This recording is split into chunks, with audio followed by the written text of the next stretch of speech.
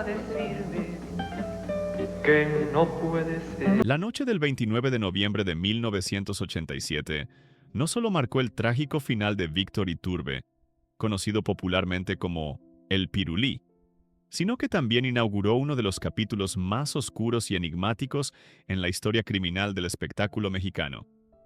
A primera vista, el incidente podría haberse confundido con un asalto violento, un síntoma de la creciente inseguridad que comenzaba a gestarse en el país. Sin embargo, al retirar las capas superficiales y analizar con lupa forense la mecánica del evento, las contradicciones policiales y el perfil de los involucrados, emerge una realidad mucho más siniestra. No estamos ante un crimen común, sino ante una ejecución orquestada con precisión quirúrgica, protegida por un manto de impunidad que solo el poder absoluto puede tejer. Para comprender quién mató realmente al Frank Sinatra mexicano, es imperativo diseccionar no solo la escena del crimen, sino las dinámicas de poder, pasión y corrupción que regían al México de finales de los 80. El primer acto de esta tragedia se desarrolla en la intimidad del hogar, un espacio que debería haber sido inviolable. La secuencia de eventos que llevó a Iturbe a su muerte revela una traición nacida de la confianza. Aquella noche, el cantante se encontraba en un estado de total vulnerabilidad doméstica, descansando en su residencia de las Arboledas, vestido únicamente con una bata de baño, disfrutando de la televisión en compañía de su familia. La pregunta crucial, aquella que sirve como llave maestra para entender la dinámica del crimen, gira en torno a la comunicación que lo sacó de ese refugio. ¿Quién realizó esa llamada telefónica o tocó el timbre con la autoridad suficiente para hacerlo levantar? El comportamiento de la víctima es el indicio más revelador. Víctor Iturbe no activó protocolo de seguridad alguno, no llamó a su personal, no tomó un arma, ni siquiera se cambió de ropa. Salió a abrir la puerta personalmente, un gesto que denota una familiaridad y una confianza absolutas hacia la persona que aguardaba al otro lado del umbral. Esta teoría se ve reforzada por un detalle escalofriante que a menudo pasa desapercibido en los reportes superficiales: el silencio de los perros. Iturbe poseía canes guardianes, entrenados para reaccionar con ferocidad ante la presencia de extraños. Sin embargo, esa noche, los perros no ladraron. Este silencio canino no es una coincidencia. Ahí es la confirmación auditiva de que el visitante no era un intruso, sino alguien conocido, un amigo de la casa, o un emisario en quien la víctima confiaba ciegamente. El umbral de su puerta se convirtió así en una trampa perfecta, y la llamada o el timbre no fueron una solicitud de entrada, sino la señal que confirmó la ubicación del objetivo, atrayéndolo desde la seguridad del interior hacia la zona de muerte sin alertar a su esposa e hijos. Una vez que la víctima estuvo expuesta, la ejecución reveló la verdadera motivación detrás del gatillo, despejando las dudas sobre el móvil. Aquí nos enfrentamos a la pregunta del millón, que ha obsesionado a investigadores y periodistas durante décadas. ¿Fue la orden de un capo del narcotráfico o la venganza de un amante despechado? Es imperativo contextualizar el momento histórico. A finales de los años 80, México comenzaba a ver el ascenso brutal de los cárteles de la droga. Iturbe, con su estilo de vida opulento y sus complejas deudas inmobiliarias, podría parecer un blanco fácil para una vendetta financiera. Sin embargo, el modus operandi no encaja con la firma del crimen organizado de aquella época. Los narcos solían, y suelen, preferir mensajes públicos, secuestros prolongados para extorsionar, o el uso de armamento de guerra en la vía pública para demostrar fuerza territorial. Por el contrario, el asesinato de El Pirulí fue íntimo, directo y cargado de una furia personal. El uso de una pistola calibre 9 milímetros y la descarga de 6 disparos a quemarropa, prácticamente a contacto, narran una historia de odio visceral. No fue un trabajo limpio, destinado simplemente a eliminar a un deudor moroso. Y fue un acto de destrucción emocional. Esta hazaña apunta poderosamente hacia la hipótesis del crimen pasional, la teoría más sólida sostenida por la inteligencia de la época off the record. Los rumores persistentes sugieren que Víctor pudo haber mantenido una relación sentimental con la esposa de una figura intocable, posiblemente un banquero de alto nivel o un político con nexos en las alcantarillas del poder. En este escenario, el asesino intelectual no buscaba recuperar dinero, un recurso que probablemente le sobraba, sino lavar una afrenta a su honor y virilidad. Los tres sicarios que jalaron el gatillo eran meros instrumentos. La verdadera bala fue disparada por los celos y el orgullo herido de un hombre poderoso que se sintió humillado. Al explorar el círculo íntimo y financiero del cantante, las otras hipótesis se desmoronan por su propia falta de lógica. Si bien es cierto que Iturbe murió ahogado en deudas, poseyendo vastas propiedades pero careciendo de liquidez, el asesinato no beneficiaba económicamente a sus acreedores. Sus socios comerciales y promotores sabían que Víctor era la gallina de los huevos de oro. Matarlo en la cúspide de su carrera era un suicidio financiero para cualquiera que dependiera de sus ingresos futuros. De igual manera, la familia queda exonerada por la brutalidad del trauma. Su esposa, Irma, fue quien descubrió el cuerpo y su devastación fue palpable y genuina. Por lo tanto, el dinero parece haber sido un telón de fondo, una complicación en su vida, pero no el detonante de su muerte. La deuda financiera se puede renegociar. La deuda de honor, en la mente de un psicópata con poder, solo se paga con sangre. Sin embargo, lo que verdaderamente eleva este caso de un homicidio a una conspiración de Estado es lo que sucedió inmediatamente después de los disparos. La actuación de las autoridades en las primeras horas es el indicio más flagrante de una intervención externa destinada a sabotear la justicia. Cuando la policía del Estado de México llegó a la escena, el caos reinaba, pero su deber era imponer orden. En lugar de eso, facilitaron la contaminación del lugar. La escena del crimen, que debería haber sido sagrada para la recolección de pruebas, se convirtió en un desfile de personas que entraban y salían, borrando huellas y alterando la posición de los objetos. Las omisiones fueron tan graves que es difícil atribuirlas a la simple incompetencia, incluso considerando las deficiencias policiales de la época. Que desaparecieron casquillos percutidos, piezas fundamentales para la balística. No se realizaron levantamientos profesionales de huellas dactilares en el portón metálico, el punto de contacto más obvio de los asesinos. Y, lo más sospechoso de todo, se permitió una ventana de tiempo inexplicable antes de interrogar a los guardias de seguridad del fraccionamiento privado, dando tiempo suficiente para que cualquier coartada fuera construida o para que los autores materiales se esfumaran.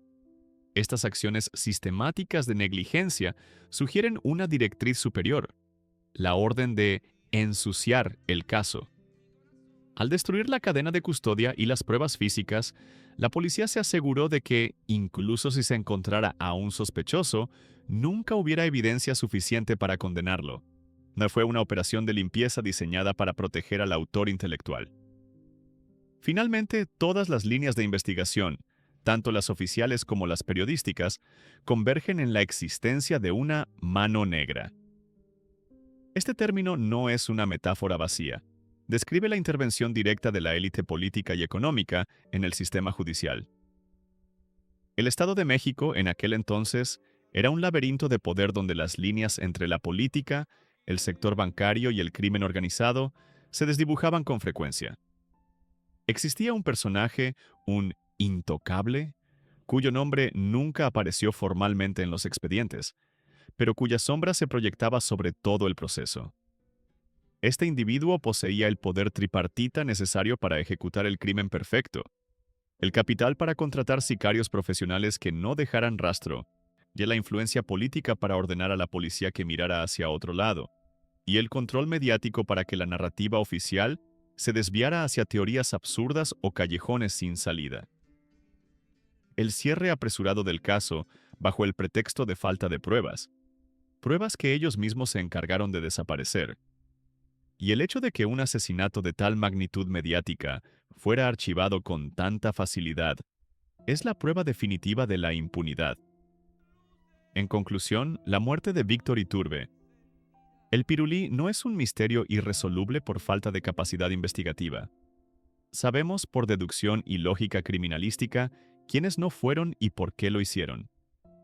Fue una ejecución pasional disfrazada de caos, facilitada por la confianza de la víctima y encubierta por la corrupción institucional. El cantante no murió por sus deudas ni por el narcotráfico. Murió porque su carisma y sus pasiones cruzaron el camino de un hombre que tenía el poder de comprar el silencio de la ley. El expediente de El Pirulí permanece cerrado, no porque se desconozca la verdad, sino porque la verdad era demasiado peligrosa para ser contada. Así, su muerte queda como un monumento sombrío a una época en la que la justicia en México estaba al servicio del mejor postor, y donde una mano negra podía apagar la voz más brillante del país y salir impune, dejando tras de sí solo el eco de unos perros que nunca ladraron. La noche del 29 de noviembre de 1987 no solo apagó una de las voces más románticas de México, sino que inauguró un misterio que ha resistido el paso de las décadas, envuelto en una bruma de incompetencia policial y secretos de alcoba.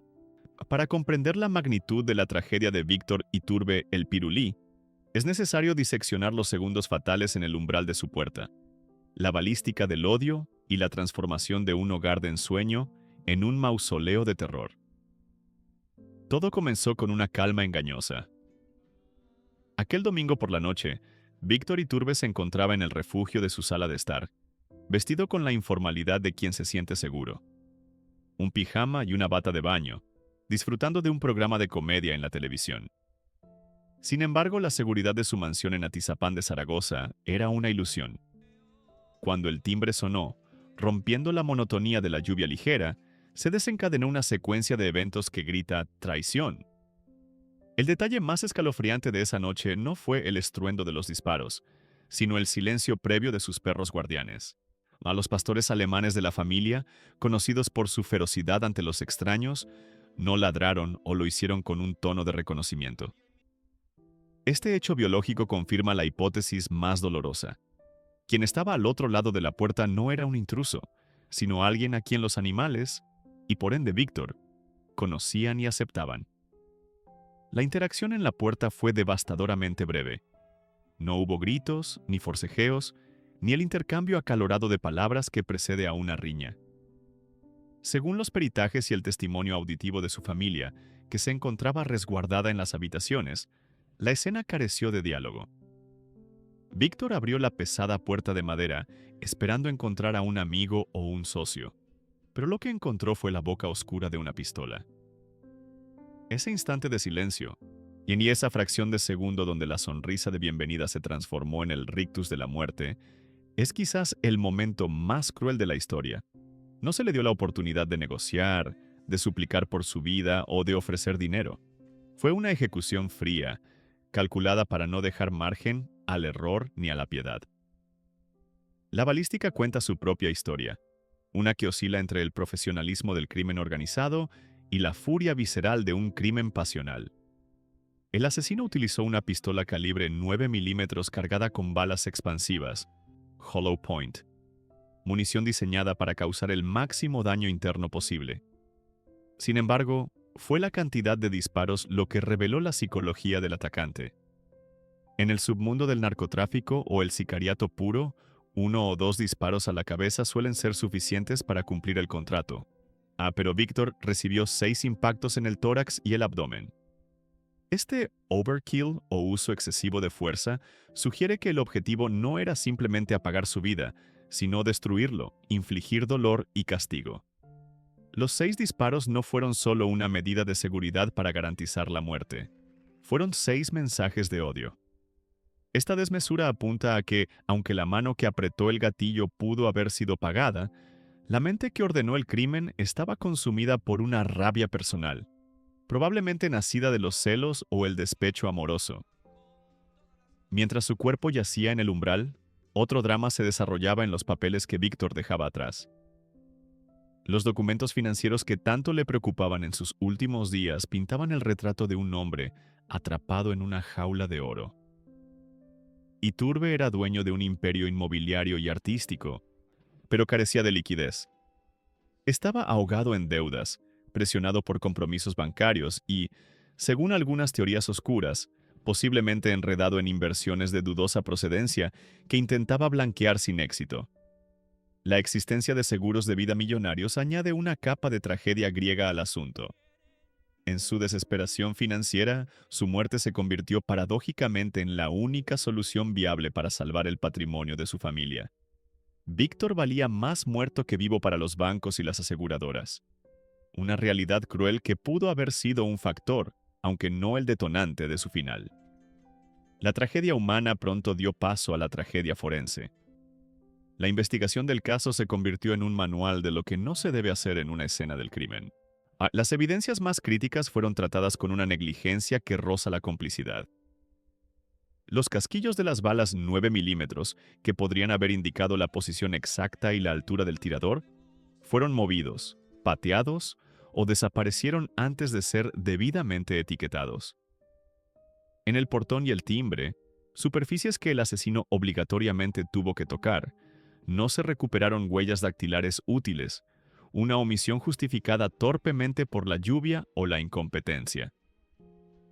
Pero el agujero negro más grande de la investigación fue la ausencia total de los registros telefónicos. Si hubo una llamada previa para atraer a Víctor a la puerta, ese registro en la central telefónica era la clave para identificar al autor intelectual. Que esa evidencia nunca apareciera en el expediente no es un error, es una supresión deliberada de la verdad. No, finalmente, el legado de esa noche se impregnó en las paredes mismas de la residencia. La lujosa casa de Atizapán de Zaragoza dejó de ser el palacio del bolero para convertirse en la mansión maldita. La sangre derramada en la entrada pareció marcar el destino del inmueble. Para la familia, vivir allí se volvió insoportable. Cada rincón recordaba la ausencia del padre y el terror de aquella noche. Con el tiempo, la casa cayó en el abandono, alimentando leyendas urbanas sobre ecos de canciones románticas en la madrugada y sombras que deambulaban por los jardines descuidados. La mansión, al igual que el caso judicial, se fue derrumbando lentamente, convirtiéndose en una ruina que simboliza la impunidad. La muerte de El Pirulí no fue solo el fin de un hombre, sino el comienzo de una leyenda negra donde el silencio de los perros, la furia de las 6 balas y la ceguera de la justicia se entrelazaron para siempre en la historia criminal de México. La muerte de Víctor Iturbe, El Pirulí, no es solo la crónica de un asesinato, es el estudio de una paradoja cruel, donde el refugio más seguro se transformó en una trampa mortal. Para entender la magnitud de esta tragedia, debemos mirar más allá de la sangre derramada y examinar las grietas invisibles en la seguridad de su hogar, los nexos oscuros del espectáculo y la maquinaria de impunidad que permitió a los asesinos desvanecerse en la noche, dejando tras de sí una maldición que perduraría por décadas. El primer acto de esta fatalidad se desarrolló en la estructura misma de la seguridad de la residencia en Arboledas. Físicamente, la mansión era una fortaleza para los estándares de la época, protegida por muros altos, cercas y, lo más importante, un sistema de alarma biológico. Perros pastores alemanes entrenados para la ferocidad. Sin embargo, la seguridad no fue vulnerada por la fuerza, sino por la confianza. El hecho de que los canes no ladraran con furia o que lo hicieran con un tono de reconocimiento señala el punto de quiebre en la defensa del cantante. La verdadera brecha de seguridad no estaba en el portón de hierro, sino en la psicología de la víctima. Víctor Iturbe salió a abrir la puerta personalmente, sin usar la mirilla, vestido con una bata de baño, desarmado y vulnerable. Este comportamiento delata que la amenaza llegó disfrazada de amistad. El asesino explotó el agujero de la confianza, penetrando el perímetro defensivo no con herramientas de asalto, sino con la familiaridad de quien ha sido invitado antes. Esta vulnerabilidad doméstica nos lleva a cuestionar dónde, en el vasto mundo del espectáculo mexicano, se originó tal amenaza. En los años 80, la línea que separaba el glamour del escenario de la oscuridad del crimen organizado era peligrosamente delgada. Los palenques y las ferias de pueblo eran el epicentro de esta simbiosis. En esos espacios, donde el alcohol fluía y las apuestas eran altas, los capos del narcotráfico y los artistas convivían estrechamente. Es muy probable que Víctor, en su rol de ídolo de multitudes, haya cruzado caminos con personajes del AMPA en fiestas privadas o presentaciones exclusivas.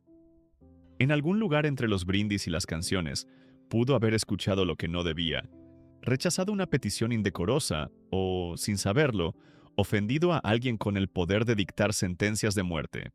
Su asesinato no fue un evento aleatorio, sino posiblemente el cobro de una factura generada en esos círculos donde el aplauso se mezcla con el miedo. La ejecución fue rápida, pero la fuga de los asesinos revela una infraestructura de protección aún más inquietante. Tras los disparos, los 3 sicarios no huyeron presa del pánico. Se evaporaron, con una eficacia que sugiere profesionalismo y amparo oficial. Atizapán de Zaragoza, ubicado en el Estado de México, era en aquel entonces un territorio donde las fronteras entre la policía y el crimen eran difusas. Los expertos sugieren que los asesinos no necesitaron huir lejos.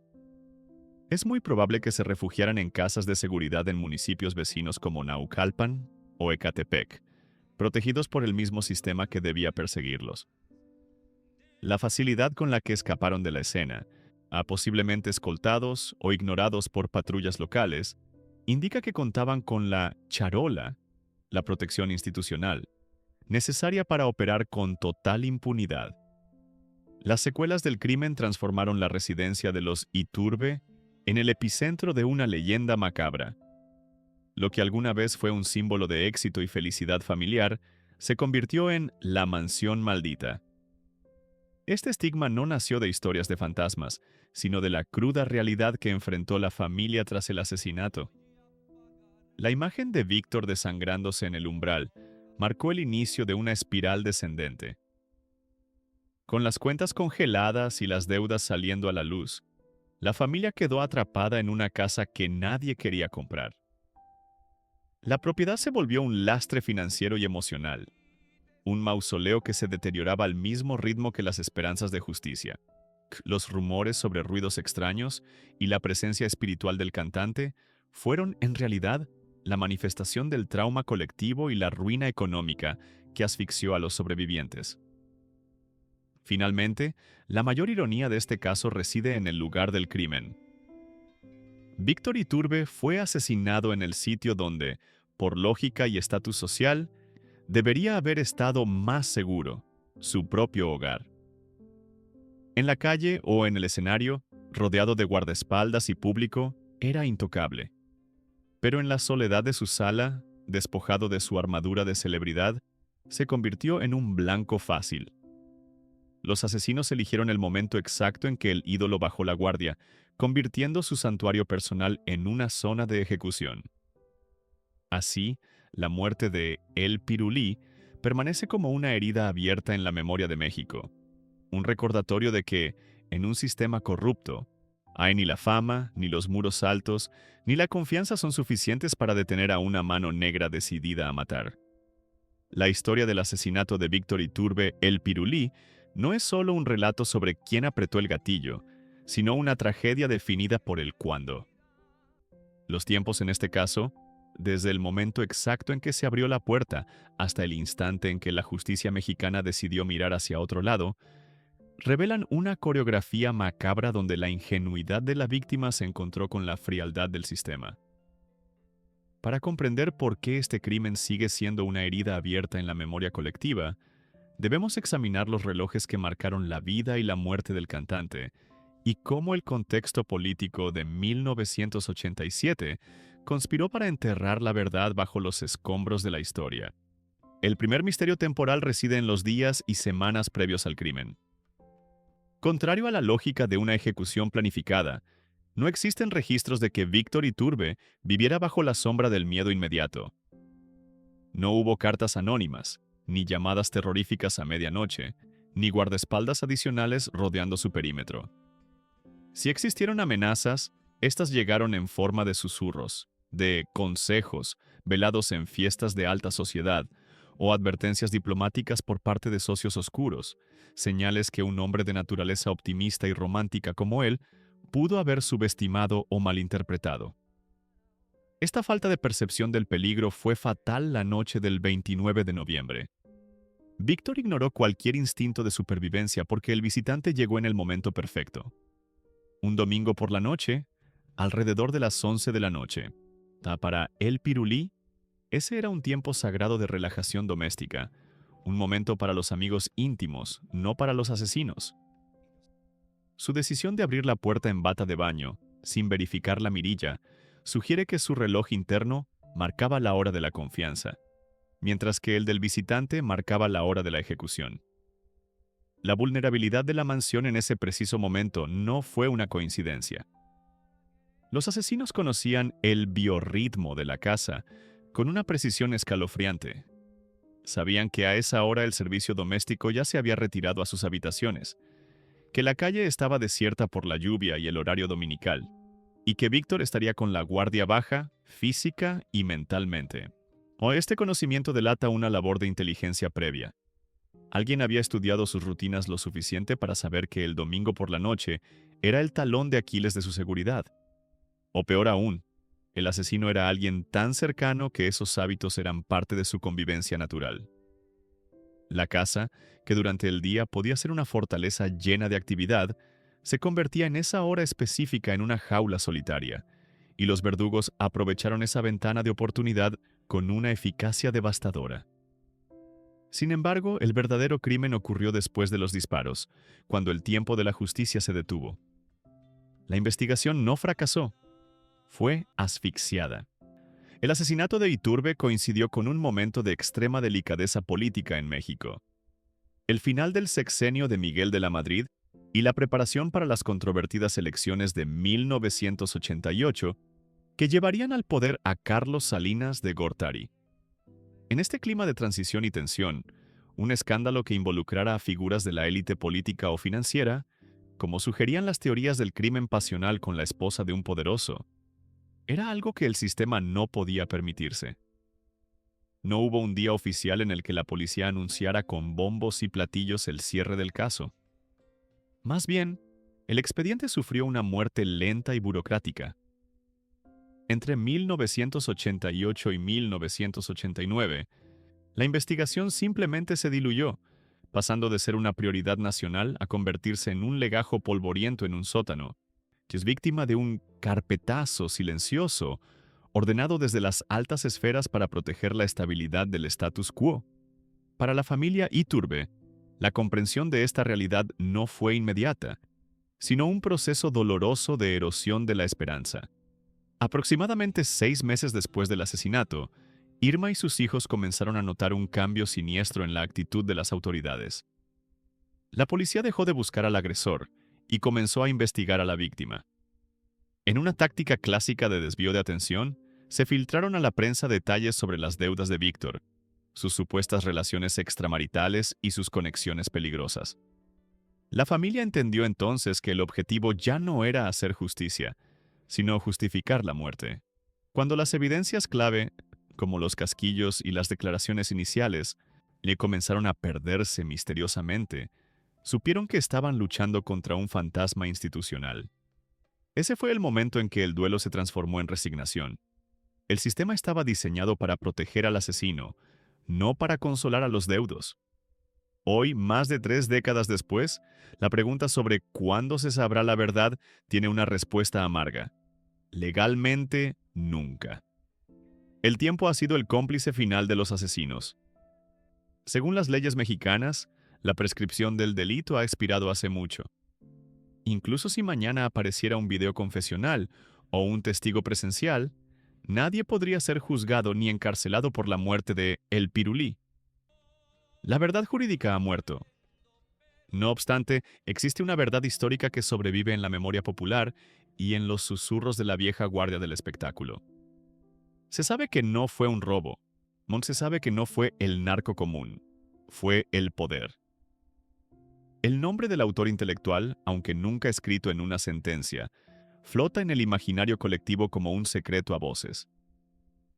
La historia de Víctor Iturbe ha dejado de ser un caso policial para convertirse en una leyenda urbana, un cuento con moraleja sobre una época en la que en México se podía matar a una estrella en la puerta de su casa y, simplemente, esperar a que el tiempo borrara las huellas de la sangre. La noche del 29 de noviembre de 1987, la lluvia caía suavemente sobre la zona residencial de Arboledas, creando una atmósfera melancólica que parecía presagiar la tragedia inminente. En el interior de su mansión, Víctor Iturbe El Pirulí, la voz más romántica de México, se disponía a descansar. Sin embargo, en lo que ocurrió en los minutos siguientes, desafiaría toda lógica de seguridad y sentido común, convirtiendo un domingo cualquiera en el capítulo final de una leyenda. Para desentrañar la verdad detrás de su muerte, es necesario analizar no solo quién disparó el arma, sino por qué la víctima facilitó su propia ejecución, la naturaleza sádica de la munición utilizada y cómo este crimen marcó el fin de una era dorada en la música latina. El primer enigma que salta a la vista en la reconstrucción de los hechos es el comportamiento de la propia víctima. Es inconcebible, bajo los estándares de seguridad de una celebridad de su talla, que Víctor Iturbe decidiera abrir la puerta personalmente aquella noche. No llamó a su personal de servicio, no despertó a su familia y no verificó la mirilla. Este acto, aparentemente banal, aquí es la clave psicológica del crimen. La mansión estaba custodiada por perros pastores alemanes, animales entrenados para reaccionar con ferocidad ante los extraños. El hecho de que los canes permanecieran en silencio o ladraran con un tono de bienvenida indica inequívocamente que quien aguardaba bajo la lluvia era una figura familiar, alguien que frecuentaba la casa y poseía la confianza del cantante. Iturbe, vestido con una bata de baño y en la comodidad de su sala, bajó la guardia porque su instinto le decía que estaba en una zona segura. Esta confianza letal sugiere que Víctor no esperaba a un asesino, sino a un amigo, un socio o, como sugieren las teorías más oscuras, a una amante en una cita clandestina. Su error no fue la falta de seguridad física, sino la traición de la intimidad. Una vez franqueada la entrada, la escena se tornó en un escenario de horror calculado. La elección de la munición revela que el objetivo iba mucho más allá de una simple eliminación física. Los peritos forenses confirmaron el uso de balas expansivas, conocidas técnicamente como hollow point o coloquialmente como dum dum. Este tipo de proyectil es devastador. Al impactar contra el tejido blando se abre como una flor metálica, desgarrando órganos, maximizando el sangrado y provocando un shock traumático inmediato. Un sicario que solo busca cumplir un contrato por dinero suele optar por la eficiencia. Un disparo limpio a la cabeza. Sin embargo, Víctor recibió 6 impactos en el tórax y el abdomen con esta munición destructiva. Esta hazaña balística narra una historia de odio profundo. El asesino o quien le pagó no solo quería ver muerto a El Pirulí, y él quería que sufriera, quería destruir su cuerpo físico como castigo. La brutalidad del ataque transforma la hipótesis de un ajuste de cuentas profesional en la certeza de un crimen pasional, donde el dolor infligido es proporcional a la ofensa percibida. La escena del crimen, paradójicamente limpia de robo, refuerza esta teoría. En un México donde el asalto a mano armada era y es una constante, el hecho de que los asesinos ignoraran por completo los objetos de valor es un mensaje en sí mismo. El reloj Rolex de oro en la muñeca de la víctima, su billetera y los objetos de arte en la entrada permanecieron intactos. Los intrusos cruzaron el umbral con un solo propósito: la vida del cantante. Al descartar el lucro como móvil, la investigación se vio obligada a mirar hacia los rincones oscuros de la vida personal de Víctor. Y o si no querían su dinero, querían su existencia. Esto cimentó la convicción de que se trataba de una ejecución por encargo, una limpieza motivada por razones que el dinero no puede arreglar, como el honor herido o los celos desmedidos. Aquí es donde la figura de la femme fatale cobra fuerza y se convierte en la explicación más plausible y persistente en la memoria colectiva. La teoría de que Víctor Iturbe mantenía una relación sentimental con la esposa de un hombre poderoso, ya sea un capo del narcotráfico o un político con nexos criminales, encaja perfectamente con todas las piezas del rompecabezas. Víctor era un conocido don Juan, un hombre cuyo carisma y voz seducían a multitudes y cuya vida privada era tan apasionada como sus boleros. En los códigos del hampa y del machismo de poder, o la infidelidad con la mujer del patrón se paga con sangre. Un marido ofendido de tal calibre tendría los recursos para contratar asesinos profesionales que usaran munición de guerra, la influencia para silenciar a la policía y el motivo para ordenar una muerte tan dolorosa y ejemplar. El uso de 6 balas expansivas no fue solo un asesinato. Fue un acto de posesión y venganza, una forma de borrar al rival que había osado tocar lo que no era suyo. Finalmente, la muerte de Víctor Iturbe tuvo un impacto que trascendió la nota roja policial. Fue un cataclismo cultural. Se dijo entonces que los disparos silenciaron al bolero, y la frase no es una hipérbole. Iturbe no era solo un cantante, era el último gran caballero de la canción romántica, el puente entre la época de oro y la modernidad. Su estilo, que mezclaba la elegancia del crooner con la pasión latina, era único. Su asesinato fue un golpe devastador para la psique nacional. El público mexicano se vio forzado a confrontar una realidad brutal. Si alguien que cantaba al amor y a la belleza podía ser masacrado en su propia casa, nadie estaba a salvo. Con su partida, la industria del entretenimiento nocturno, los grandes cabarets y la bohemia de alto nivel entraron en un declive irreversible.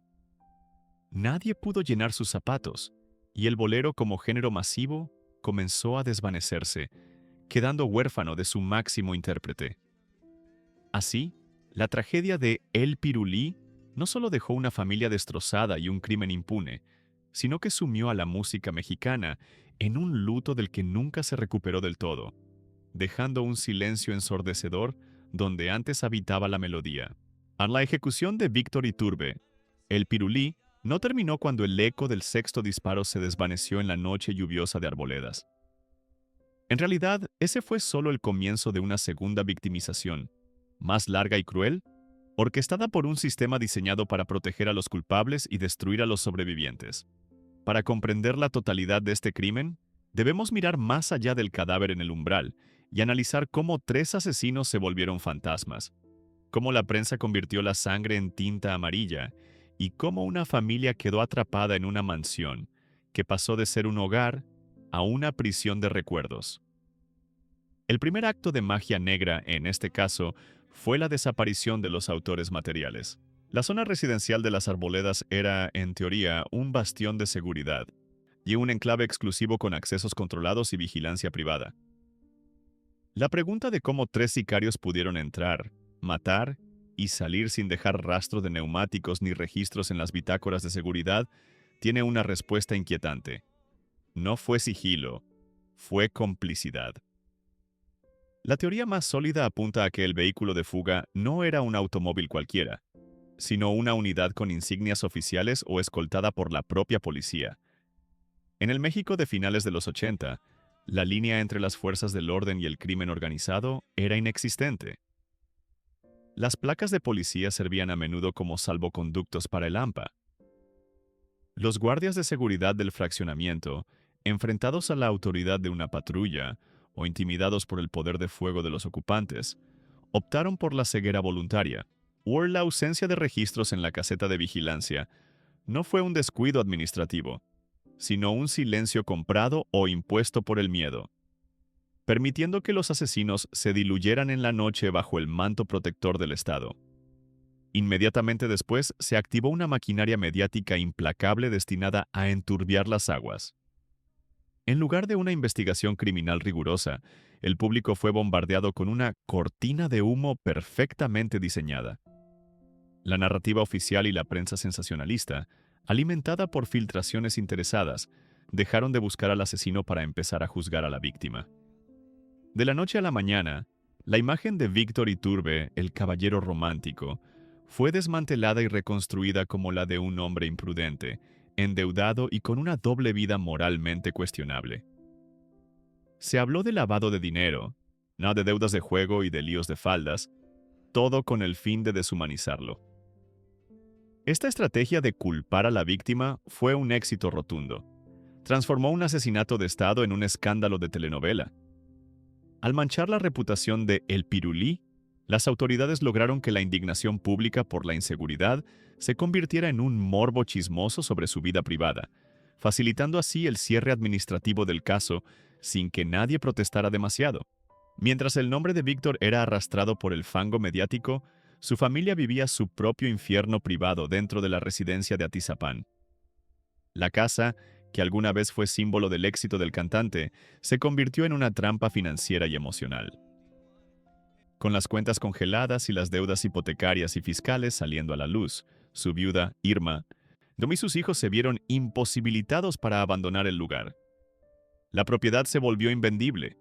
Nadie quería adquirir una casa marcada por una ejecución tan mediática, temiendo tanto a los fantasmas como a la mala suerte. Así, la familia Iturbe tuvo que aprender a vivir con el horror, cruzando a diario la misma puerta de roble donde Víctor había sido masacrado.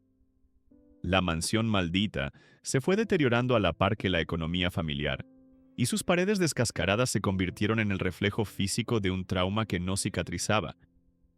Vivir allí fue un acto de resistencia, pero también una condena a convivir permanentemente con la ausencia y el miedo.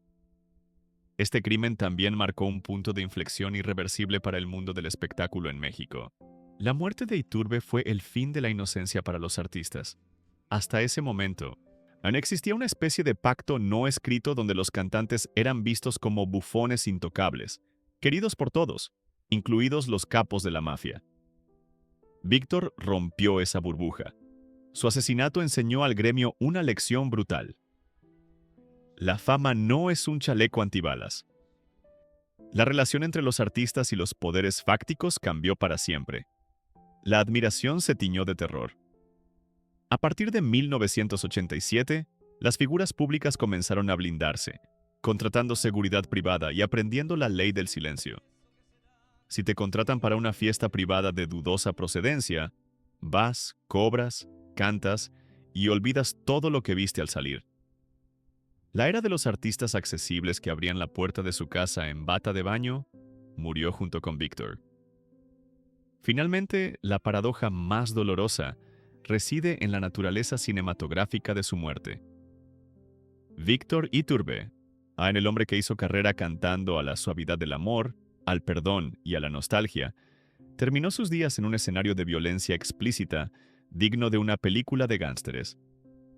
Esta contradicción entre la dulzura de su arte y la brutalidad de su final es lo que ha cimentado su leyenda.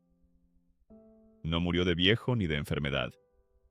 Fue arrancado de la vida en su plenitud, víctima de las mismas pasiones desbordadas que él evocaba en sus canciones. La violencia de las balas 9 milímetros contrastó salvajemente con la terciopelo de su voz, creando una imagen indeleble en la cultura popular. Víctor Iturbe El Pirulí se convirtió así en un mártir del bolero, un recordatorio eterno de que en el México de aquellos años, incluso los sueños más románticos podían ser destrozados por la realidad del plomo y la impunidad. Su voz sigue viva en las grabaciones, pero su silencio final grita más fuerte, denunciando un crimen que, aunque olvidado por la ley, jamás será perdonado por la historia.